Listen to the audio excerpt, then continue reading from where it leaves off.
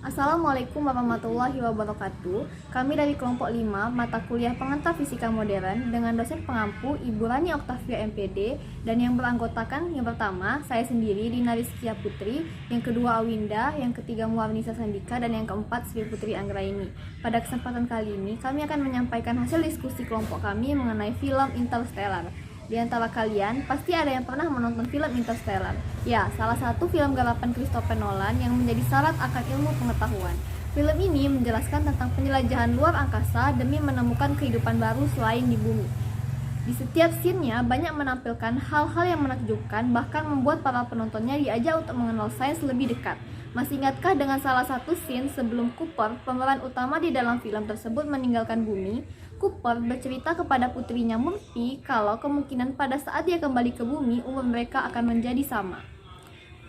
Mungkin bagi sebagian orang akan menganggap hal ini sebagai hal yang mustahil terjadi. Akan tetapi, dalam teori fisika, hal itu bisa terjadi dikarenakan adanya gravitasi dan relativitas yang mengakibatkan umur orang-orang yang berada di luar angkasa menjadi lebih muda dibandingkan orang-orang yang berada di bumi.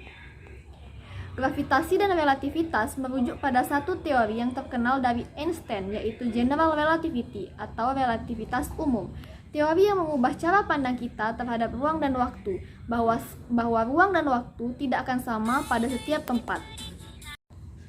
Para ilmuwan menggambarkannya seperti trampolin, di mana ketika kita menaruh bola berat dan besar di tengahnya, maka bola-bola kecil yang melewatinya akan berbelok seakan tertarik mengitari bola besar. Inilah yang disebut gravitasi dalam versi Einstein, dan inilah yang menyebabkan planet-planet mengitari matahari dan berlaku juga untuk seluruh alam semesta termasuk manusia itu sendiri.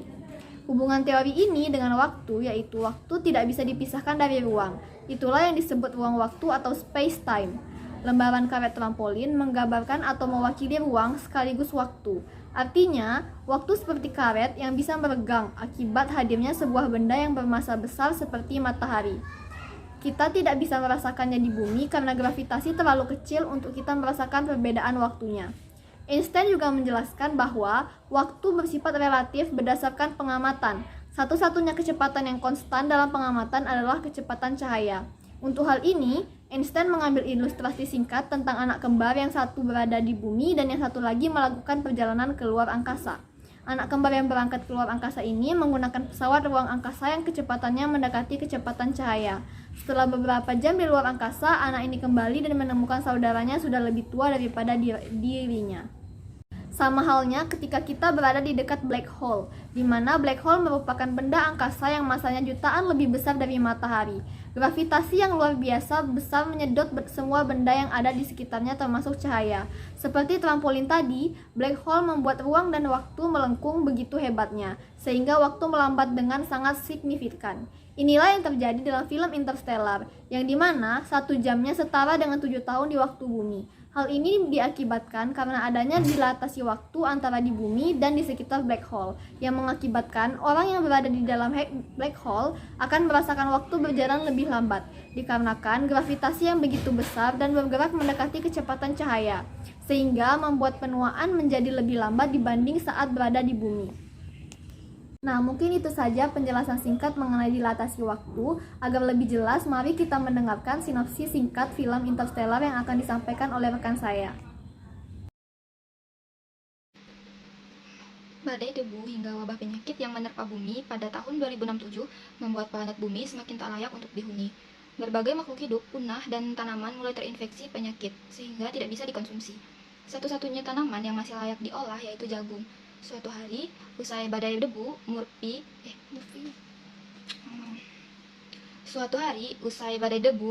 mendapati sebuah pola misterius di kamarnya. Pola itu terbentuk dari debu yang menutupi lantai di kamar Murphy. Ayah Murphy yang bernama Cooper menyimpulkan bahwa pola itu disebabkan oleh variasi gravitasi. Pola tersebut juga menunjukkan sebuah titik koordinat dalam kode biner. Cooper yang sebelumnya bekerja sebagai pilot NASA lantas mencari titik koordinat itu. Cooper menyusuri jalan bersama Murphy sehingga sampai ke sebuah tempat rahasia yang dijaga dengan ketat. Pencarian itu ternyata mengantarkan mereka ke markas rahasia NASA, pimpinan Profesor John Brand. Di sini Brand menjelaskan bahwa ada makhluk asing yang menempati lubang cacing di Saturnus sekitar 48 tahun yang lalu. Nah, peristiwa inilah yang membuka jalan di galaksi dengan 12 planet yang layak dihuni dekat lubang hitam dinamakan dengan Gargantua. Nah, 12 astronot dari bumi dikirimkan ke planet-planet tersebut. 3 diantaranya melaporkan hasil positif, akan tetapi mereka hilang kontak dan tidak tahu keberadaannya. Nah, brand inilah yang mengungkapkan atau menjelaskan rencana untuk menjaga keberlangsungan hidup manusia yang terancam punah. Rencana pertama dengan mengembangkan teori penggerak anti-gravitasi untuk mendorong permukiman di luar angkasa. Rencana kedua melibatkan peluncuran pesawat ruang angkasa Endurance yang membawa 5.000 embrio manusia beku untuk menetap di planet layak huni. Rencana kedualah yang dipilih dengan catatan bahwa seluruh umat manusia yang tersisa tinggal di bumi. Cooper kemudian direkrut menjadi pilot pesawat Endurance, menjalankan misi menuju 3 planet pengganti bumi. Ia ditemani 3 astronot lainnya, yakni Dr. Amelia Brand, Dr. Romilly, dan Dr. Doyle. Misi pencarian planet baru itu diwarnai dengan penuh rintangan tak terduga. Mereka menjelajahi alam semesta yang menyimpan sejuta misteri. Penjelajahan itu juga berpacu dengan waktu yang terus menipis, sebab 1 jam di luar angkasa setara dengan puluhan tahun waktu di bumi. Tak hanya itu, misi tersebut juga mengungkap rahasia NASA yang telah lama tersimpan. Pencarian planet baru pun dibumbui dengan konflik antar manusia yang mencekam. Misi Cooper akhirnya telah selesai.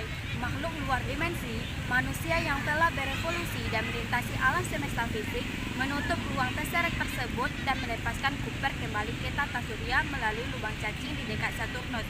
Ia pun ditemukan oleh oleh anggota NASA.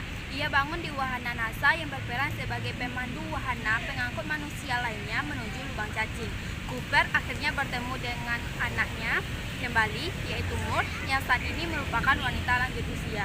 Setelah mengucapkan kata-kata perpisahan dengan anaknya untuk terakhir kalinya, ia mencuri salah satu kapal NASA dan masuk ke lubang cacing untuk mencari Amelia yang telah menemukan sisa-sisa ekspedisi Edmund, sekaligus planet yang dapat menopang kehidupan.